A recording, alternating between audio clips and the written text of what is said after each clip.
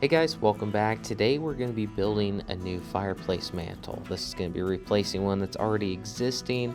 It's made out of plywood. So we're going to be fixing this up using some nice oak wood and making it look as if it were a realistic beam. The wood I'm using for this I've actually milled myself over a year ago. It's been drying and now it's ready to start using for the project.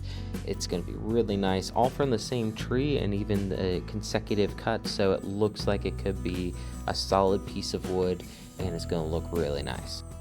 With rough cut wood like this, once it's dried out, the first step is just milling this down and cutting it to the right size. So I'll be sending this through the planer and then over to the chop saw to roughly cut it out at the length that I need, and then I'll be sending it through the table saw to rip the angles I need as well as the width.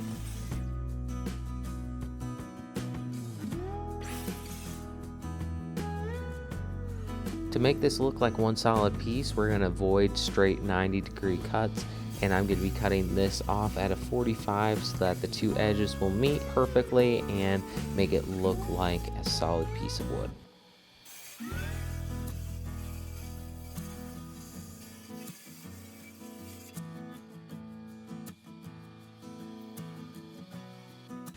Next, I need to cut the end cuts, and this is easiest on my chop saw. I'll set that at a 45-degree angle, and all the ends of these boards need to be at 45 as well so that they can meet perfectly on the corner and not show any seams.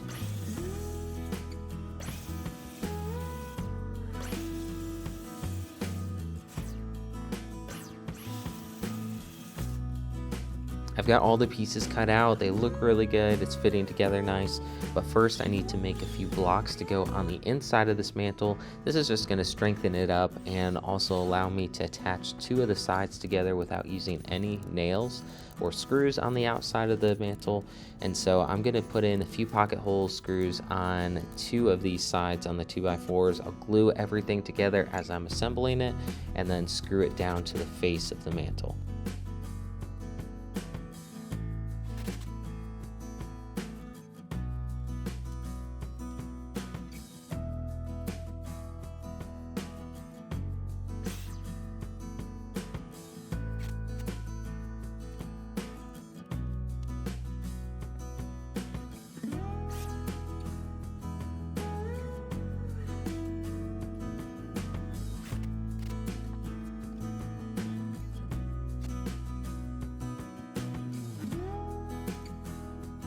Next, I can attach the top of the mantle, and I'm going to again glue all of the joints as I put this together, glue that 45-degree angle as well as the 2x4s, and then I can start putting in those pocket hole screws to pull everything really tight together and make sure there's no gaps.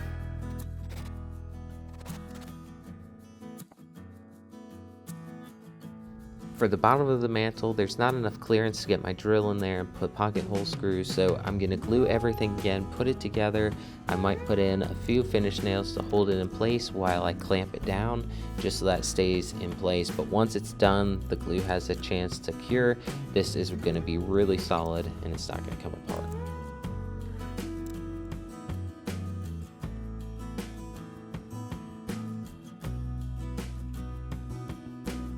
Now the glue's dry, I'm going to remove the clamps and then move on to the next step. And no matter how hard I try to get the measurements exactly right and the angles just right, it seems like there's always just a slight gap on the joints, and that can be because the wood's a little warped or the angle is just slightly off. So on very fine gaps on joints like this, I like to use this trick where you just fill that gap in with a little bit of wood glue and come back with a hammer and just very lightly tap on the corner, and what it's going to do is squish the two edges together just on the outside face, and that glue will bond together and dry and harden really well. And once you sand it down, that glue comes right off.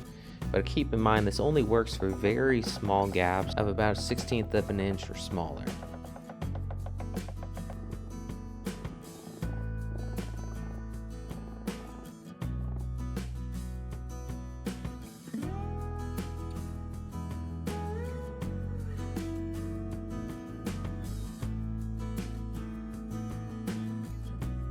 Now lastly, I'm going to put the end caps on, and I'm going to put some glue again on the 45 angles as well as the 2x4 that's holding on the end cap, and I'll put a few finish nails in to hold it and clamp it while the glue dries.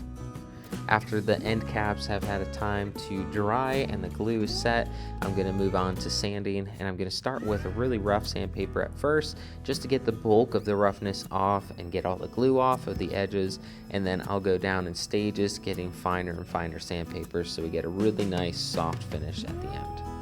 Now, one step that I didn't include in the video, sorry for that, I wasn't recording, there's 2 large knots on this wood that after sending it through the planer, they were breaking out and had some pretty large cracks. I used brown CA glue to fill those cracks, but first packed it full of sawdust so it wouldn't use as much CA glue. Once you sand it down, it blends in, looks like part of the knot. Once the sanding's finished, I'm going to move on to a pre-stained wood conditioner. This basically allows the wood to absorb the stain evenly across the wood grains. Some parts of the wood might soak up too much and end up being really dark. And the end grain of wood is one of those areas that will always absorb too much stain, and so using some wood conditioner is really helpful for that. I've seen some really good success using wood conditioner. Next, we're going to move on to the stain, and this is just going to give a nice even coat throughout, let it sit for a little bit, and then I'll come back and wipe off any excess that's still on the wood and clean it off.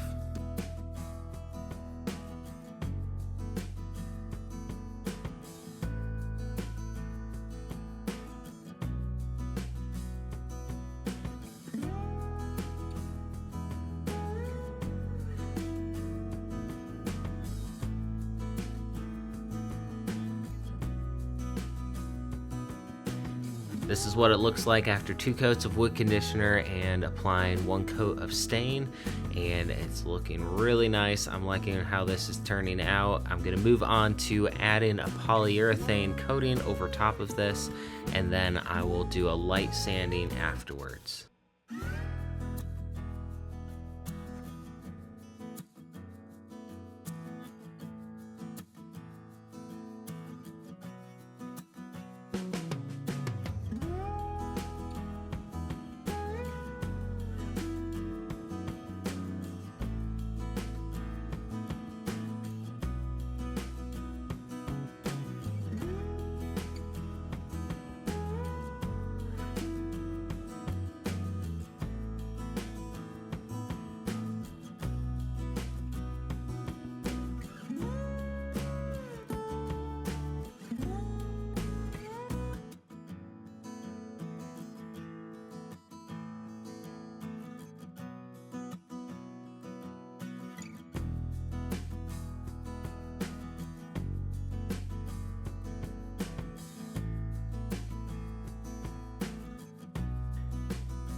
Once I've let the polyurethane dry, like I mentioned, I'm coming back with some sandpaper. This is 400 grit. You can even do a little bit finer of a sandpaper than this, but I'm very lightly just skimming over the top, trying to remove any imperfections, splinters, bubbles left in the polyurethane, just really smoothing out the texture of this wood.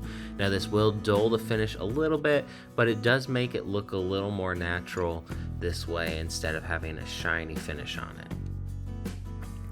Now that just about finishes up the video for today. Hope you enjoyed this one. All I need to do now is clean this up and then go install it. But if you guys like this video, don't forget to hit that like button down below. It helps me out a ton. Also, if you have not subscribed to the channel yet, go ahead and hit that subscribe button. I upload videos regularly, so go check out the channel and stay tuned for future videos.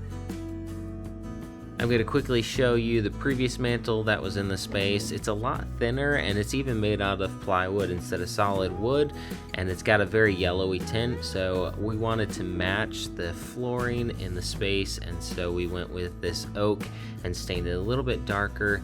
I'm going to be mounting this to the wall with some finish screws. It was made to just fit right over top of a 2x4 that's already screwed into the brick, and it's fastened tightly there. So I'm just going to be putting a few finish screws down through the top of the mantle and then one on each side, and that'll be plenty to hold it. The finished screws are perfect for this. They make such a small hole, and if you screw it in till it's just flush with the top of the surface, you can hardly even see this. If you wanted to fill it with wood filler, you could do that, but that might end up being more noticeable than the actual screw itself. Alright guys, again, thanks so much for watching, and I'll see you in the next one.